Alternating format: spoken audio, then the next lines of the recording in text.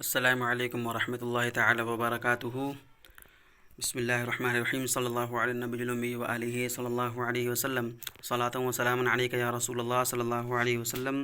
عزیز طلباء، اب تک ہم نے کلمہ کی دلیل حصر اور اس میں سے ایک قسم اس کی یعنی کہ اسم کی ہم نے تعریف پڑھ لیا ہے۔ اب یہاں سے آگے ہم اسم کی علامتیں، اس کی خاصیات کیا کیا ہیں وہ ہم پڑھنے جا رہے ہیں۔ بسم اللہ الرحمن الرحیم۔ وعلامتہ، اور اس کی علامت، یعنی ہم اسم کیسے پہچانیں گے کہ اسم کیا ہوتا ہے، وہ مندرجہ ذیل چیزوں سے ہم جان پائیں گے اسم کیا چیز ہے۔ صحۃ الاخبار عنہ، یعنی جس کا مسند الیہ ہونا صحیح ہو، مسند الیہ ہونا صحیح ہو یعنی کہ وہ اسم ہوتا ہے۔ تو یعنی اس سے مسند کو فعل یعنی کہ اس سے نکل گیا، کیونکہ فعل جو ہوتا ہے وہ مسند الیہ نہیں ہوتا، لہذا صحۃ الاخبار عنہ یعنی ان یسند الیہ، نیچے لکھے ہیں ان یسند الیہ، جس کو مسند الیہ بنانا صحیح ہو، جیسے زید قائم۔ والاضافۃ، اور اسی طرح سے دوسری چیز ہے اضافت۔ اضافت کے بارے میں انشاءاللہ ہم آگے پڑھیں گے کہ اضافت کی کتنی قسمیں ہیں اور کیا کیا صورتیں ہوتی ہیں، کیا معنی ہوتے ہیں اس کے، انشاءاللہ ہم آگے کے سبق میں پڑھیں گے۔ جیسے غلام و زیدن میں غلام مضاف ہے، ودخول لام تعریف، اور لام تعریف کا داخل ہونا، جیسے الرجل، تو الف لام رجل پہ الف لام آیا ہوا ہے، اس کا مطلب ہے کہ جس کلمے پر الف لام آئے گا وہ اسم ہوگا۔ والجری والجری، جری کا عطف اسی دخول یعنی لام تعریف پر ہے، یعنی دخول الجری، اور اس پر جر کا داخل ہونا، اور اسی طرح سے تنوین کا داخل ہونا، جیسے بزیدن، تو شروع میں با حرف جر آئی ہے، اس کا مطلب کہ جس کلمے پر حرف جر آئے وہ اسم ہوتا ہے، اور آخر میں زیدن پہ ہم تنوین پڑھ رہے ہیں، مطلب ہے کہ جس میں تنوین پائی جائے وہ بھی اسم ہوتا ہے، تو فعل اور حرف میں تنوین نہیں لاتے۔ والتثنیۃ والجمع، اسی طرح سے تثنیہ اور جمع ہو، یعنی کہ اسم جو ہوتا ہے وہ تثنیہ اور جمع دونوں بن سکتا ہے۔ والنعت، اور اسی طرح سے صفت بنے، والتصغیر، اور اس کی تصغیر بھی لا سکیں، والنداء، اور ندا کا ہونا۔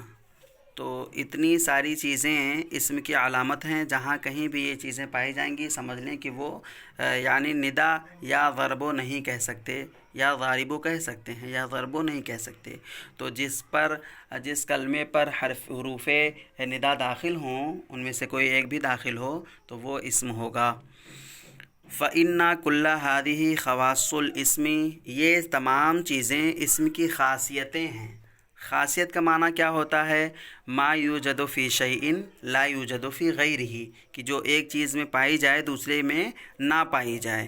ومعنی الاخبار عنہ، اور اخبار عنہ کا مطلب یہ ہوتا ہے ان یکون محکوما علیہ لکونہ فاعلا او مفعولا او مبتدئا، کہ اس کا محکوم علیہ یعنی کہ مسند الیہ ہونا صحیح ہو، یعنی وہ مسند الیہ ہوتا ہے، جیسے کیوں ہوتا ہے؟ فاعل ہونے کی وجہ سے، مفعول ہونے کی وجہ سے، یا مبتدا بننے کی وجہ سے وہ اس کو مسند الیہ اس کی علامت آئی ہوئی، یعنی کہ اسم جو ہوتا ہے فاعل بھی بن سکتا ہے، مفعول بھی بن سکتا ہے، اور مبتدا بھی بن سکتا ہے۔ اور یہاں پہ مفعول سے مراد وہ مفعول نہیں ہے کہ مفعول بھی، مفعول لہ وغیرہ، وہ نہیں، یہ مفعول ما لم یسمى فاعل نیچے لکھے ہیں، یعنی کہ نائب فاعل۔ مفعول سے مراد یہاں پر تو آپ یہ یاد رکھیں گے کہ فاعل ہو، نائب فاعل ہو، یا مبتدا ہو، اس وجہ سے وہ مسند الیہ بن سکتا ہے۔ وَيُسَمَّى اسْمًا لِسُمُوِّهِ عَلَى قَسِيمَيْهِ لَا لِكَوْنِهِ وِاسْمًا عَلَى الْمَعْنَى، یہ بڑی اہم چیز ایک ہے کہ اسم کو اسم کیوں کہتے ہیں۔ سوال ہے اسم کو اسم کیوں کہتے ہیں۔ اس کو ایک دوسرے نام آپ یہ بھی کہہ سکتے ہیں کہ اسم کی وجہ تسمیہ کیا ہے، اسم کی وجہ تسمیہ کیا ہے۔ تو اسم کو اسم اس لیے کہتے ہیں کہ یہ اپنے دونوں قسیموں پر بلند ہوتا ہے، لا لکونہ واسما علی المعنی، معنی پر علامت ہونے کی وجہ سے نہیں۔ دراصل یہاں پر دو نحویوں کا اختلاف ہے، بصریوں کا کوفیوں کا اختلاف ہے۔ بصریوں کا کہنا ہے کہ یہ اسم کو اسم اس لیے کہتے ہیں کیونکہ یہ اپنی دونوں قسیموں پر بلند ہوتا ہے۔ دراصل یہ جو سمون اسم ہے، ان کا ماننا ہے کہ یہ سمون سے بنا ہوا ہے، سمون سے بنا ہوا ہے۔